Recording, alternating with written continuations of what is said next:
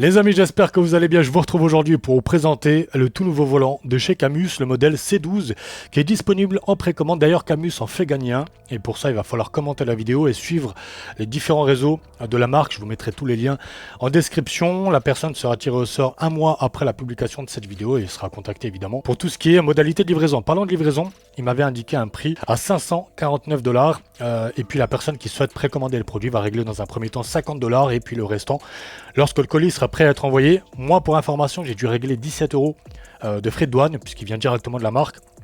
Mais ils m'ont indiqué qu'ils allaient envoyer du stock en masse en Angleterre pour essayer de réduire au maximum les frais de livraison. Donc là, on est sur un modèle C12 que j'ai déjà depuis quelques temps mais que j'ai jamais ouvert. Et puisque déjà, il y avait un embargo, je ne pouvais pas le présenter avant. Et puis, je me suis aussi laissé la surprise. Alors évidemment, quand j'ai vu l'illustration, ça ressemble en termes de conception au C5. Pour ceux qui s'en souviennent, c'est un volant ancré directement sur le moyer qui était constitué de la base. Donc on est un tout en un. Par contre, le C5, sa particularité, c'est que c'était une roue qui n'était pas amovible, mais on ne pouvait pas la changer. C'était une roue circulaire avec 5 Nm. Donc pour un premier volant direct drive tout en un, sans avoir l'encombrement de nos bases qui prennent énormément de place, c'était un bon compromis. Ok, donc là on est sur un emballage similaire à ce qu'on a habituellement de chez Camus. Là on a la petite documentation qui va bien, la pièce maîtresse qui est juste ici. On va quand même aborder un sujet rapidement, c'est que pour ceux qui s'en souviennent, c'est que il m'avait envoyé à l'époque, pour ceux qui s'en souviennent, le Camus DD de 15 Nm. Je me souviens que lorsque je l'avais sorti de la boîte, la base elle pesait une blinde. Et c'était 15 Nm. Là, on est sur un volant de 12 Nm et on a le volant avec. Donc, en termes de conception et de développement, je trouve que l'idée est vachement bonne. Par contre, la problématique qu'on avait sur le C5, c'est qu'évidemment, la roue ne pouvait pas être changée. Là, on est sur un tout en un. Là, on a le moteur, là, on a le volant. Je pense qu'on le verra tout à l'heure sur le software. On aura aussi les deux éléments dissociés, tout comme chez Fanatec, par exemple. Faisons un tour rapidement à l'arrière. On a les USB-C. Donc pour accueillir frein à main, pédalier et boîte de vitesse. Ici, on a le câble d'alimentation. On a l'USB et on a le fan. Donc le fan, c'est le ventilateur qu'on va venir fixer sur la fourche qu'on a, tout comme le C5, et ça vient directement refroidir l'ensemble. Donc c'est un petit puzzle qu'il va falloir remonter. C'est assez rapide, mais c'est pour vous dire que la conception en mode compact nécessite qu'on vienne aussi nous-mêmes venir fixer les éléments qui viennent compléter l'ensemble. Et ici, on a le bouton power. On a l'essentiel à l'arrière en termes de câblage. Et en plus, je me souviens que au niveau de la fourche, on le verra sur celui-ci, c'était bien conçu pour pouvoir faire passer les câbles. En termes de câble management, c'était bien pensé. Sur la face avant, on est sur un volant en cuir 30 cm. Ici, on a les différents boutons. L1, L2, L3. Alors franchement, je pensais que c'était un volant compatible PlayStation quand je vois L1, L2. En fait, ici on voit L3, L4, L5. Ici, on a un joystick où on peut aussi appuyer dessus. Ici, on a un espèce de flèche directionnelle gauche, droite, haut, bas. On peut aussi le tourner et on peut aussi appuyer. Alors ici, ouais, évidemment le joystick on peut pas le tourner, mais c'est exactement la même conception qu'un Fanatec où on a les deux joysticks. D'un côté on a le joystick ici et puis de l'autre où on a l'espèce de flèche directionnelle entre guillemets avec le sélecteur qu'on va pouvoir tourner et appuyer dessus. C'est typiquement, sauf que chez Fanatec ils sont plus hauts. Ici on a aussi les sélecteurs qu'on va pouvoir tourner. Ici en bleu on a aussi les molettes qu'on retrouve ici sur la roue que je vous ai présenté il y a peu de temps de chez Fanatec, la 2.5. Ici c'est pas mal. Et ici on a encore les boutons complémentaires. On a aussi deux boutons ici sur lesquels on va pouvoir appuyer et on va pouvoir piloter. Alors il y a quand même une chose que je viens de voir et que j'ai même pas remarqué sur l'emballage, c'est qu'ici on a la possibilité de retirer la roue, parce qu'ici on a un module qui est fixe au moyeu à l'arrière, mais ici on a la possibilité de retirer la roue et en mettre une autre. Donc ça c'est vraiment un bon point qui était vraiment problématique sur le C5. Si on souhaite la changer régulièrement, c'est vrai que c'est chiant de dévisser toutes les vis, mais en tout cas en termes d'upgrade, c'est déjà beaucoup plus prometteur pour celui qui souhaiterait éventuellement changer de roue. Mais moi ce qui me fume vraiment, c'est regarder l'épaisseur. Quand je regarde, moi, la base, bon, c'est une 20 Nm du Fanatec, mais quand je regarde un petit peu ce qu'ils avaient fait au début sur le DD, et puis que là, on est sur à 3 Nm près, quelque chose de vachement compact, et je pense qu'en termes de prix, n'hésitez pas à me corriger sur ce point, parce que c'est vrai que des fois, on a tendance à donner des prix, après il y a la livraison, après il y a les frais éventuellement de douane quand ça vient de l'étranger, mais je pense qu'en termes de prix, on est plutôt bien, parce que là, on est sur, annoncé 549 $, ça fait un peu plus de 500 €, admettons, on ajoute 50 € de livraison, on est autour de 550 balles. Quand on regarde une base de chez Fanatec à puissance équivalente, on est largement au-dessus et on n'a toujours pas la roue. Donc je trouve le tout en un c'est plutôt une bonne chose en termes de prix. N'hésitez pas à donner votre avis là-dessus, parce que c'est vrai, certains sont assez partagés, parce qu'on a tout un écosystème qui vient accompagner finalement une base un peu plus chère, qu'on peut directement changer en mode quick release, mais évidemment ça vaut un peu plus cher. Donc là en termes de prix, je trouve que c'est plutôt intéressant, et 12 Nm franchement sur le marché, c'est nettement raisonnable. Alors la base, l'alimentation qui est énorme, qui est quand même balèze.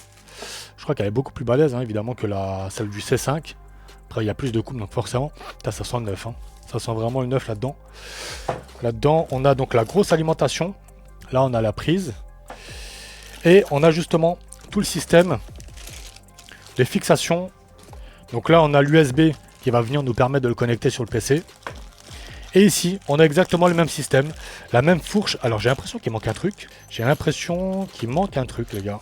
Bon, j'ai quand même pu trouver le moyen de fixer le volant sur mon châssis. En fait, Camus pensait que j'avais encore le C5 puisque la fixation reste la même. Finalement, j'ai pu donc bidouiller avec des profilés. J'ai pris aussi le temps de télécharger le software. Donc le volant est reconnu, je l'ai mis à jour d'ailleurs. À la base, il y avait un petit update qui était disponible. Ici, on a donc le volant. Donc dès qu'on va sur Device, on voit que ça répond au niveau de la rotation et puis surtout tous les boutons avec les différents sélecteurs.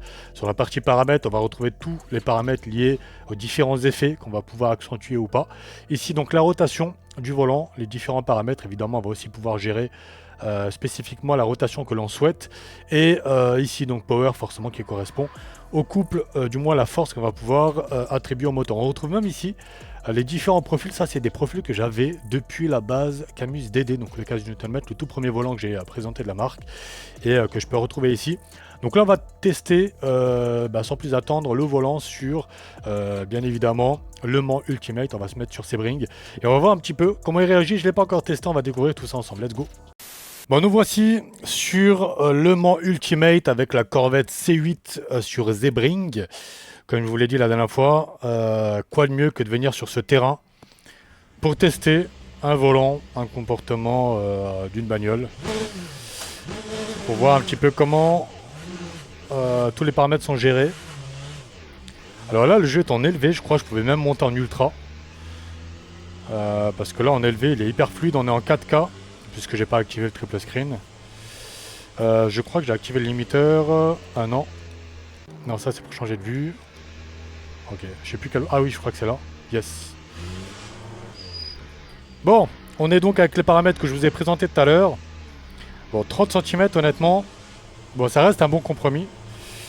Mais je crois que mes roues, du moins celles que j'ai achetées récemment, je crois que c'est une 32 ou une 33. Donc là, on sent tout de suite la différence. En termes de prise en main, c'est pas mal. On sent par contre les surpiqûres sur le côté. Et les palettes... Oh, punaise. Oh, punaise.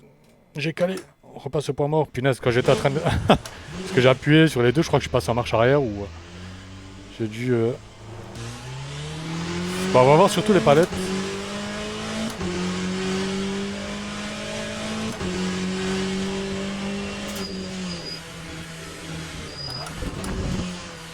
Ok.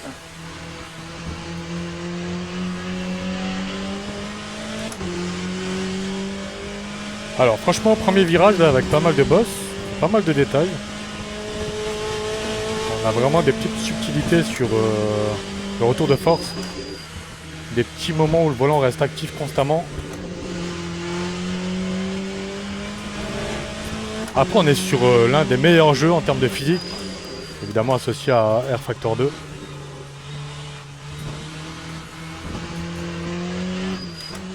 C'est quand même dingue la force que j'ai dans le volant. Et te se rendre compte du petit moteur qui est à l'arrière. Je sais pas s'ils ont breveté leur truc là. Par contre j'ai activé les LED dans le jeu. Ça fonctionne pas, bon après en même temps sur Fanatec ça déconne déjà. Elle freine pas mal cette C8 là.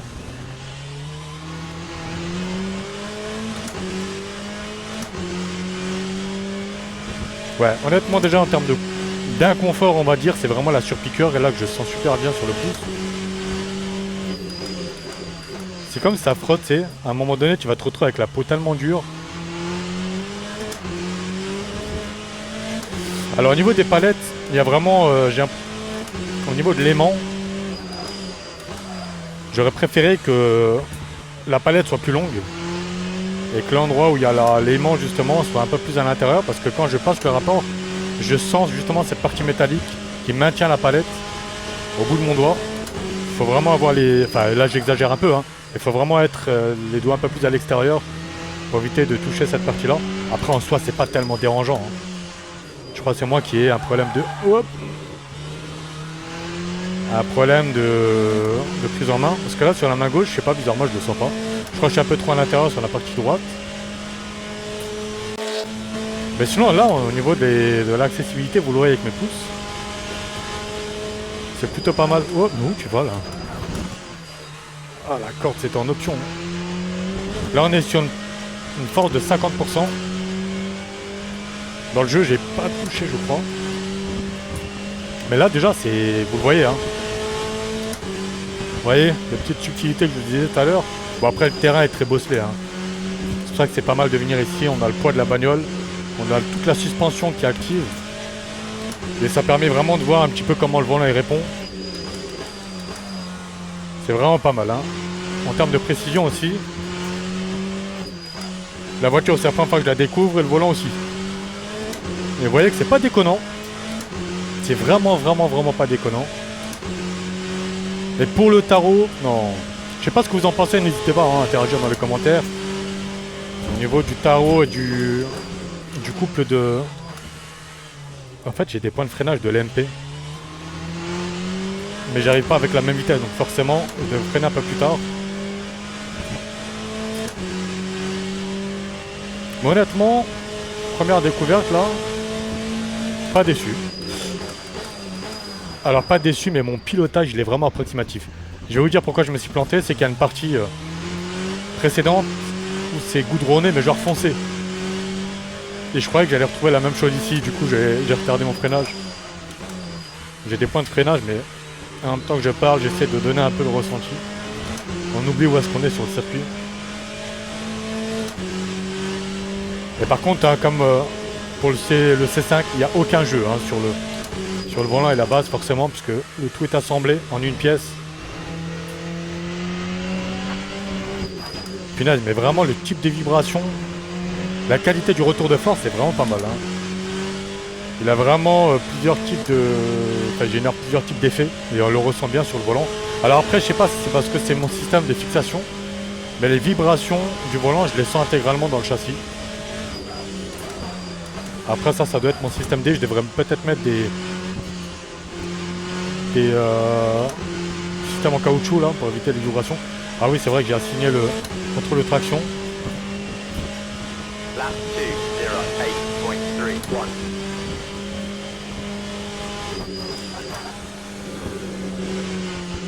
Je vais essayer de le monter.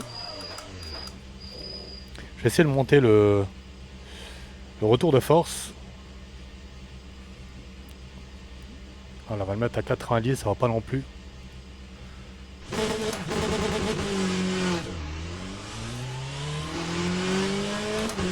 Je sais plus à combien je suis dans le jeu.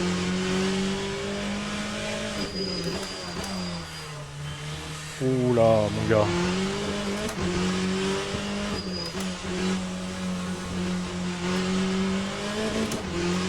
Non mais sérieusement, comment c'est possible honnêtement d'avoir un si petit truc et de générer autant de force en fait?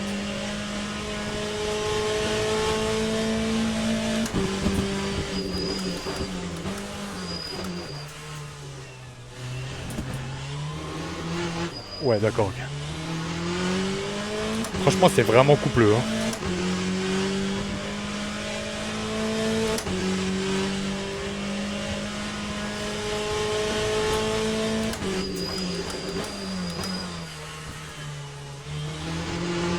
Là, vous le voyez hein.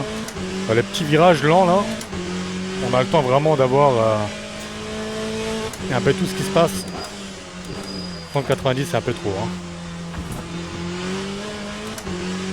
90 c'est un peu trop, je pense que allez, je dirais 55-60 c'est un bon compromis. Parce que 50 c'était pas déconnant, mais un petit filet en plus. Parce que là franchement on se bat avec le volant hein. Et pour 30 cm finalement c'est pas mal. Ah ouais. Alors après à voir s'il y a sur des grosses sessions comment le volant arrive à gérer autant de puissance très longtemps. Alors je rappelle, il y a un ventilo aussi qui permet de refroidir l'ensemble. D'ailleurs il se met en route à fond quand vous mettez le software à jour. Bon c'est le même cas pour chez Fanatec aussi. Tellement de détails je te jure.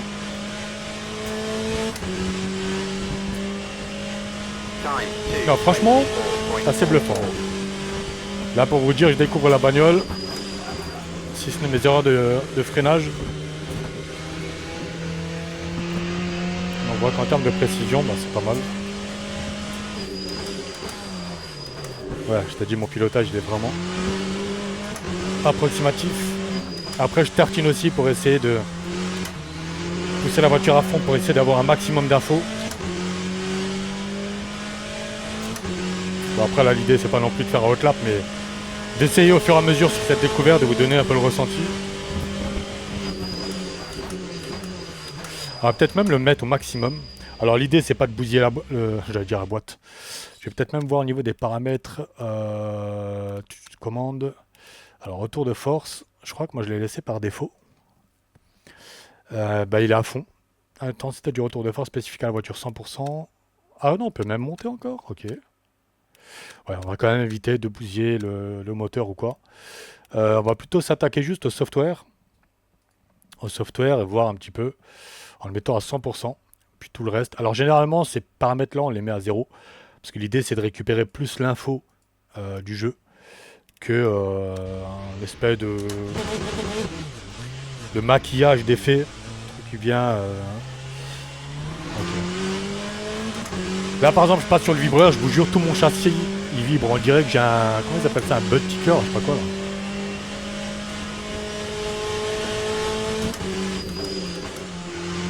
Ah, tu vas me dire 90-100, bon, il y a 10% en plus.